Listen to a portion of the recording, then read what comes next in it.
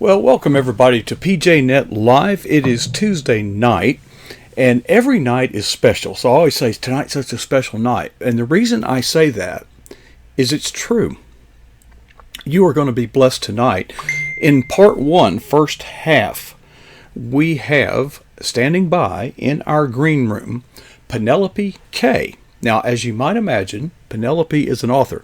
Now, look at this beautiful scenery back here. Isn't that gorgeous? Well, she told me that's not far from where she lives. I don't know. I just take her at her word. So let's get some testimony from Penelope. Is that really what it looks like where you live? That is really what it looks like where I live. Absolutely. It's a beautiful site. It's a fun place to go. Lots of visitors there in the summer. There's a small lake there, and gazebos there, so there's lots of picnics, lots of family gatherings. It's just a great place to go have fun. I'm glad to hear it. I'm kind of being distracted, folks, my producer, and I'm getting texts, and it's great to just be like an octopus on roller skates up here. Penelope, we were talking a little bit last night. We talked about so many things. I don't know where to start. So let's start with your book. You are Sure. an author, a published author.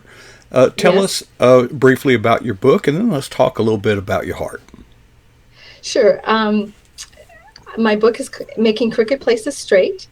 It's basically a spiritual warfare training manual, an expose on the perverse spirit, how it works in people's lives, how they can walk in victory over it, completely separate from any moral deficiency or, sexual perversion. It has nothing to do with that. The Lord really opened up revelation when I did a word study many years ago, and I discovered that the perverse spirit can slither in every area of our life and twist our thinking, twist the way we see things, even the way we hear things, and just cause all kinds of problems that put us on a crooked path. So that's the essence of the book. Now, Penelope, I haven't done this, but if I went to the Strong's Exhaustive Concordance and started searching for perverse spirit, I have this feeling that I'd come up kind of empty. Am I right? No. No. Okay, it's in there. No. It's in there. There are 51 verses that have a form of the word perverse. Okay. And then once you start going into the Hebrew and Greek, you will find 19 different Hebrew and Greek root word meanings for perverse, which is a huge number for just that few scripture verses. That's just huge.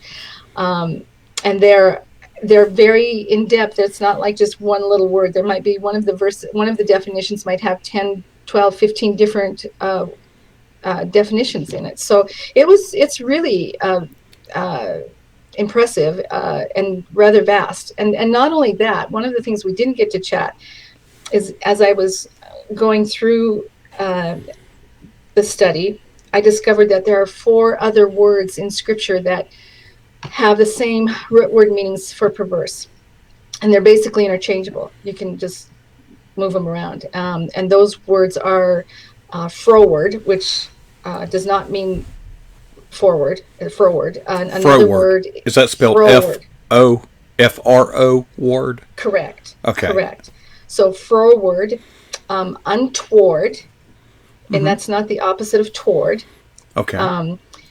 Obviously crooked is in there. And then the one that shocked me was the word iniquity, because Scripture talks a lot about iniquity, and you see it in various settings, but that word has the same root word meaning for perverse, and that was a huge eye-opener. All right. So what are some examples in the Scriptures, if you can think of any that come to mind, where the perverse spirit, as you have called it, is present in the circumstance that is not related to sex? Well, the one area that's huge in Scripture are words.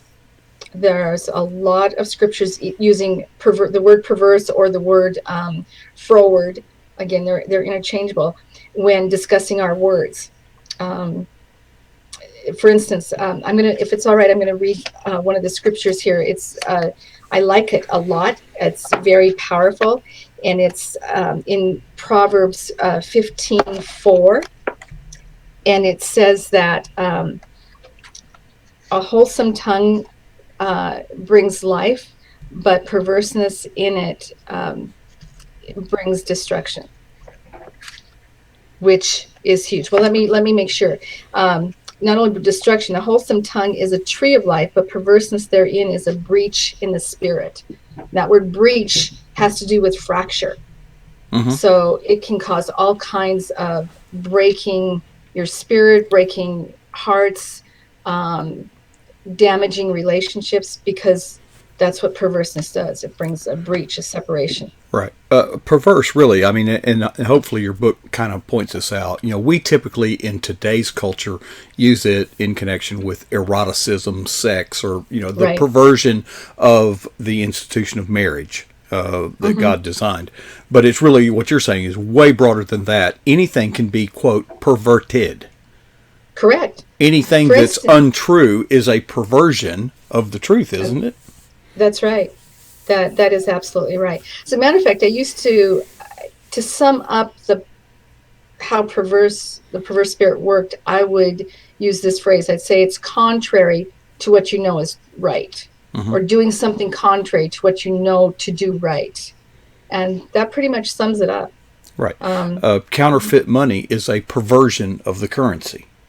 There you go. Anything that strays from the truth. Now, a moment ago, mm-hmm. You were using one of the synonyms, unguided, untoward. Untoward, okay, because untoward. Sin is literally translated missing the mark. Yes. So you can see how all these words and concepts work together. It's hard sometimes, well, it's a great exercise, and I love I have the printed version, paper and ink, the Strong's Exhaustive Concordance, mm-hmm. and it really is fascinating. So is that where you began? Was your point of departure yes. going there? I kind of figured that. Exactly. Yeah, it is. I love Strong's. That's my go-to. Even now with all of the different apps and programs on the computer, I still like to grab my. I do too. I guess I'm just old-fashioned in that regard.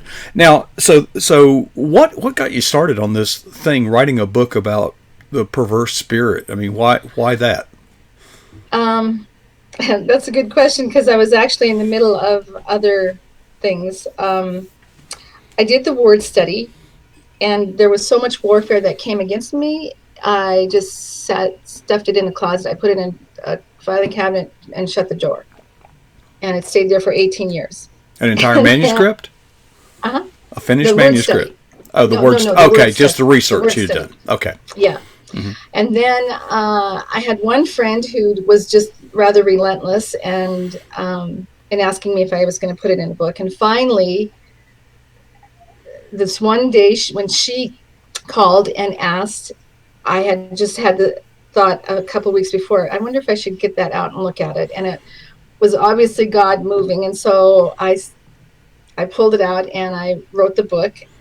Took me about 9 months, and then it sat in the closet for 8 years because I really did not. I mean, I would far prefer to talk about Jesus and worship and the love of God, and not so much the perverse spirit. So finally, I met a new friend, and this topic comes up, and I'm thinking, oh my! And she looks at me and says, "You need to get that out." And I knew it was a directive from the Lord. So I started editing it. I went to a Christian Writers Conference, was talking about children's picture books because that's my passion. And at the last minute shared the perverse spirit, the Making Crooked Places Straight, with one acquisitions editor, and he wanted to see it.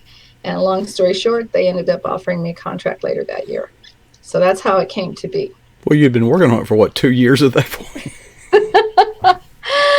Yeah, that's the editing. Yeah, I was reluctant, to say the least, and I didn't think they would take it anyway. I just thought I couldn't imagine anyone wanting to read about this and let alone publish it. But I ended up sharing it with a friend at a conference I went to when I was doing the first set of editing, and she said, "Oh, we need it so much."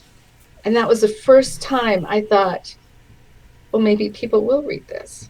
So I've had some wonderful comments from, different ones. I had a mom who read it out loud with her, I think, 19-year-old son. And she said she sobbed the whole way through it. They prayed the prayers together, and her son told her that he could feel things breaking off of him while they were reading it. So that was just really powerful to hear, and so grateful to God that he was relentless. So this all started as just kind of a word study on your own, Well, no, I was in a very troubled marriage, and I was praying one morning, and the Lord told me to read Psalm 101. And one of the verses in there says, "A perverse heart shall depart from you, and you will not know wickedness." And I knew God was saying there was a perverse spirit working in our marriage, but I just couldn't deal with it then. And so the following year, I became a single mom, but I was still praying and believing for my marriage. And I remembered that verse, and I thought, I should check that out.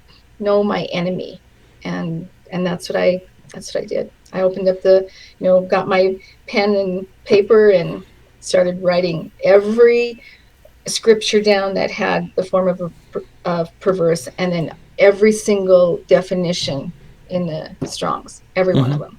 I have about 10 pages of handwritten notes for it. No, actually, it's more than that. It's more like 20 pages. Would you say this became sort of an obsession? Well, when I did the study, it did. But once I got done with the study, no, it was not an obsession anymore. I didn't want anything to do with it, except it would keep coming up. I mean, I'd have to pray and come against a perverse spirit.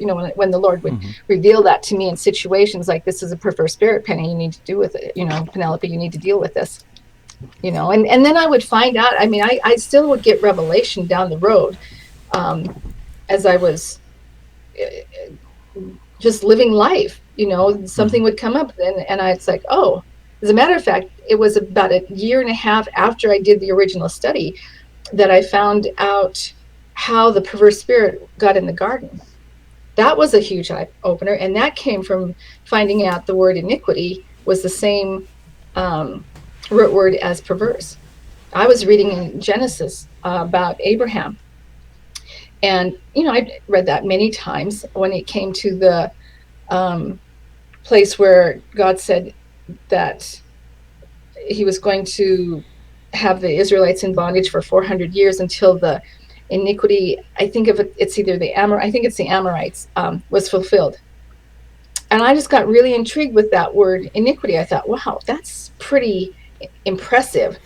If iniquity has to be filled up and they're going to be in bondage 400 years, that's pretty impressive. I wonder what iniquity means. Is this the bondage in Egypt or later on? Yeah, in Egypt, when they were in Egypt. God was telling Abraham they were going to be in bondage for 400 years until the iniquity was full. So I looked it up, and that's when I saw it had the same root word. It was the same root word number for the word perverse. All the words, all the definitions that I'd written for perverse, and all those scriptures, they were right there. And then I remembered the teaching in Ezekiel 28 about Lucifer in heaven, and the description of Lucifer, all his jewels and the instruments. And it said he was perfect in all his ways, not until pride was found in him, but until iniquity was found in him. And after that, 2 verses later, it talks about pride. The pride was the manifestation, right, of the iniquity that came first. Interesting. But it was the iniquity, and that's the word for perverse. When you encounter that's when I knew he was in the garden. When you encounter people in conversations today, in conversation, do you describe yourself as a writer, Christian writer, professional writer? What do you call yourself today? Yeah, I'm a Christian author. I would just say an author. I'm an author. Okay. But when you started this journey, what would you have said back then? Because you hadn't written anything. I was a mother. You were a mother? Okay. Back then, I was a mother. Mm-hmm. I was a stay-at-home mom, and I homeschooled my daughters. And so I was a mom back then. I mean, Christian, obviously, Yeah. but if you wanted to, but I was a mother.